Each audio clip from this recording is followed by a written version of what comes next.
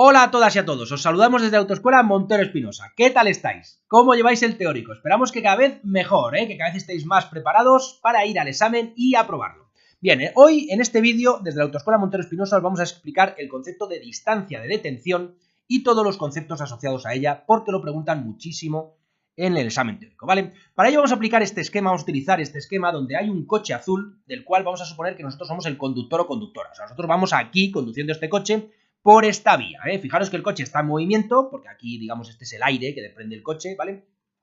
Y vamos a suponer que en un determinado momento aquí delante aparece un obstáculo, ¿vale? Un obstáculo que puede ser cualquier cosa, lo más normal es que sea un coche que va delante nuestro que frena, pero también puede ser un peatón que se pone a cruzar la vía, o puede ser una piedra, un pedrusco que aparece aquí, ¿vale? Eso es menos probable, pero bueno, también puede suceder, ¿vale? En todo caso, vosotros tenéis que detener vuestro vehículo y lo que vamos a ver es en qué fase sucede eso, ¿vale? Mirad, lo primero que sucede es, al percibir un estímulo y querer detener el vehículo, es que el coche, ¿vale?, avanza una distancia de reacción. ¿Qué es esto de la distancia de reacción? Tenemos aquí la definición, dice, es la distancia que recorre el vehículo desde que el conductor percibe un estímulo hasta que responde al mismo, es decir, hasta que pisa el freno, vamos, ¿vale? Esta distancia de reacción, en la que el coche avanza, sucede durante un tiempo de reacción, El tiempo de reacción no es más que el tiempo que el vehículo tarda en recorrer la distancia de reacción. ¿De acuerdo? Bien, vamos a explicarlo en cristiano esto para que se entienda bien. La cuestión es que tú, cuando ves un peligro delante tuyo, un estímulo, lo llaman aquí, ¿vale? Cuando tú ves un peligro, desde que tus ojos ven ese peligro, ese obstáculo, hasta que tu pie pisa el freno, pasa un determinado tiempo. Es decir, esas dos cosas, ver el obstáculo y pisar el freno, no son instantáneas, no suceden a la vez, ¿vale? Entonces, digamos que el tiempo de reacción se puede decir que es el tiempo que tarda la información en ir de tus ojos, desde que tus ojos ven el peligro hasta que la información llega a tu pie y tu pie pisa el freno. Ese tiempo es el tiempo de reacción. Imaginaoslo así, ¿vale? Es el tiempo en que la información va de tus ojos a tu pie, ¿vale? Tiene que quedar claro, y es muy importante, que durante todo ese tiempo el coche sigue avanzando a la misma velocidad a la que iba, porque todavía el pie no ha pisado el freno. Y eso es súper importante que lo entendáis, ¿vale? Porque el coche, si va, por ejemplo, a 120 km/h, se irá yendo a 120 km/h hasta que llegue hasta aquí, ¿vale? Para que os hagáis una idea, está estimado que el tiempo de reacción está entre medio segundo y un segundo. En ese tiempo, a 120 km/h, vuestro coche puede llegar a avanzar 25 metros, ¿vale? Antes de que vuestro pie pise el freno, ¿vale? Pensar sobre ello porque es mucha distancia, ¿vale? Bien, la distancia de reacción y el tiempo de reacción dependen de una serie de factores, ¿vale? Los vamos a poner aquí porque esos factores los preguntan muchísimo en el examen, ¿vale? Tenéis que tener claro que tanto la distancia de reacción como el tiempo de reacción aumentan en función de los siguientes factores. A más edad, aumenta la distancia de reacción, Cuanto la persona es mayor, tiene menos reflejos y aumenta su distancia y su tiempo de reacción. A más fatiga o más somnolencia, cuanto más cansado estás o más sueño tienes, también aumenta la distancia de reacción y también el tiempo de reacción, ¿vale? Cuanto más consumes alcohol o drogas, más aumenta la distancia de reacción, ¿vale? Y el tiempo de reacción también, ¿vale? El tiempo y la distancia siempre aumentan respecto a estos factores, ¿vale? Tanto la distancia como el tiempo, ¿vale? También aumentan si tomas algunos medicamentos, no todos, pero algunos medicamentos, sobre todo porque provocan somnolencia, ¿vale? También aumenta la distancia de reacción cuando aumenta la temperatura del interior del vehículo, eso es importante. Cuanto más calor hace en el vehículo, más te entra modorra, digamos, somnolencia, y tardas más en reaccionar. También aumenta cuantas más distracciones tengas, si estás hablando por el móvil, aunque sea a manos libres, da igual, aunque estés fumando un cigarro, cuando estés manejando el GPS, todo eso aumenta la distancia de reacción. Y también el estado de ánimo, ojo, que esto hay gente que no lo tiene en cuenta. Si tú antes de montarte en el vehículo para conducir has tenido una bronca monumental, ¿vale? Cuando te montas a conducir estás con la cabeza en otra parte, ¿vale? Entonces estás menos concentrado y aumenta tu tiempo de reacción. Entonces acordaos porque es muy fácil.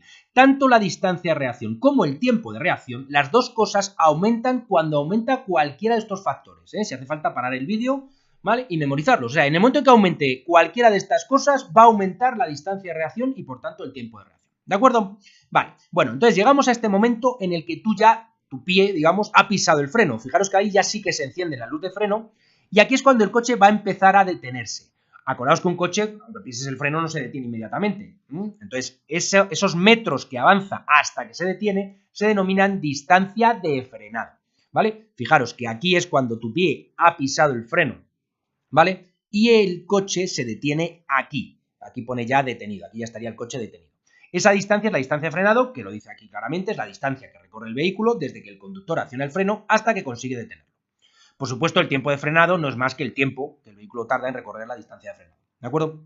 Esta distancia de frenado también depende de una serie de factores que vamos a ver ahora porque también nos preguntan muchísimo, ¿vale? Mirad, tanto la distancia de frenado como el tiempo de frenado aumentan en función de estos factores. A más velocidad a la que se circula, más distancia de frenado. A mayor masa del vehículo, más distancia de frenado. A más carga y su colocación, también aumenta la distancia de frenado. Es decir, no es lo mismo un coche que en el que vas tú solo de conductor a un coche que llevas 3 acompañantes y el maletero hasta arriba. Va a tardar más el coche en frenarse, ¿vale? Porque tiene mucha más carga, mucha más masa también, ¿vale?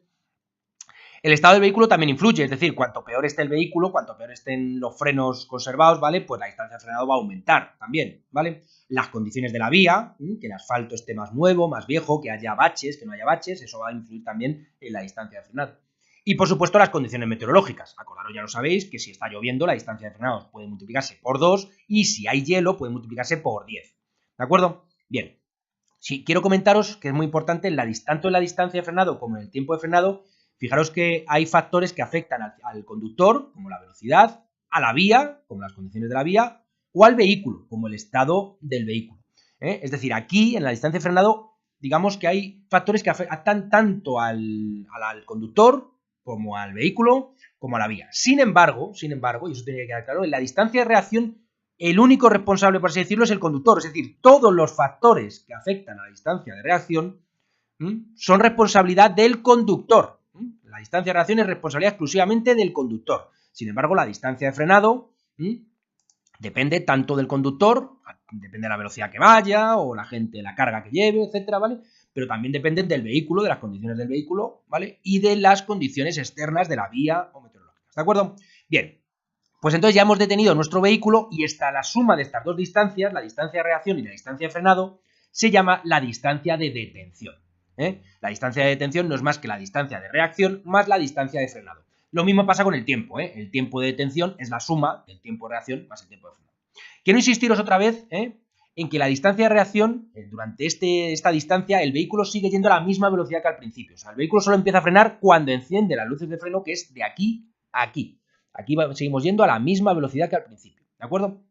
Bien, vamos a poneros ahora, fijaros, un esquema resumen. Esto es todo lo que hemos dicho en todas las diapositivas anteriores, O sea que podéis parar el vídeo y estudiaroslo bien. Aquí tenéis las definiciones y todas las factores que afectan tanto a la distancia como el tiempo de reacción y aquí a la distancia y al tiempo de frenado.